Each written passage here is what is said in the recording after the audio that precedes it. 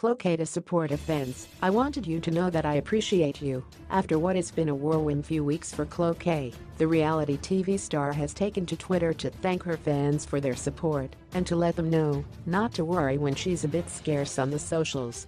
Khloe, who has had even more attention thrown at her since her baby daddy Tristan Thompson cheated on her with her sister's bestie Jordyn Woods, explained that she would return to social media once she's ready to chat again. She called her supporters her blessing and acknowledged the kind words she's received. "Hi loves, wanted you to know that I appreciate you. I've been reading your kind words and they really are a blessing to me. I love you. Thank you. I'll be back when I'm in the mood to chat with you all." Khloe encouraged her fans to be kind to one another as a temporary farewell.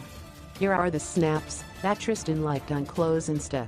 Clearly Mans is missing the 80% he left for 20% net.